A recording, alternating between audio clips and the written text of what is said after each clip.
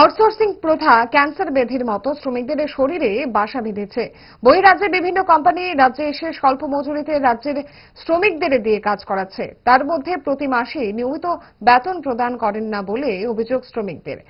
এমনিভাবে রাজ্যের প্রধান রেফারেল হাসপাতাল জিবিপি এবং সরকারি মেডিকেল কলেজে কর্মরত সুলভ কর্মীদের 2 মাস ধরে বেতন দেওয়া হচ্ছে না। আউটসোর্সিং সংস্থার কর্ণধারকে এই বিষয়ে তিনি বলেন বিল হয়নি বলে সুলভ কর্মীদের বেতন ভাতা মিটিয়ে দিতে পারছেন না। কিন্তু সুলভ কর্মীদের নিয়োগের সময় এই সংস্থা আশ্বাস দিয়েছিল প্রতি মাসে বেতন প্রথম সপ্তাহে মিটিয়ে দেওয়া হবে।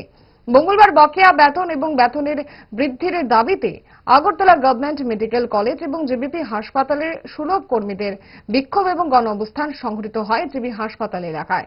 এই গণ অবস্থানে ভারতীয় মজদুর সংঘের ত্রিপুরা প্রভারী তনুজ সাহা দাবি জানান, অবিলম্বে সুলভ কর্মীদের বেতন ভাতা মিটিয়ে দিতে হবে এবং তাদের বেতন বৃদ্ধি করতে হবে।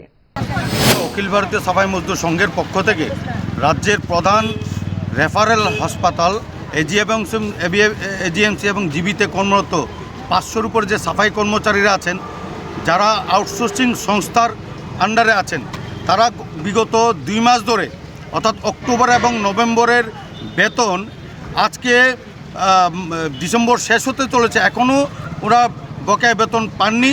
সেই বকেয়া বেতনের দাবিতে আমরা গতকালকে এমএসএর নিকট আমরা লিখিত কমপ্লেন জানিয়েছি সংগঠনের পক্ষ থেকে।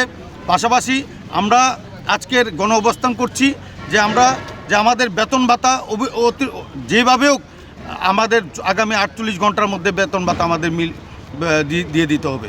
পাশাপাশি যে আউটসোর্সিং সংস্থা একটা ক্যান্সারের মতো একটা ব্যাধি, সেই ব্যাধি থেকে আমাদের মুক্ত করতে আমরা মাননীয় মুখ্যমন্ত্রীর কাছে আমরা আবেদন জানাচ্ছি।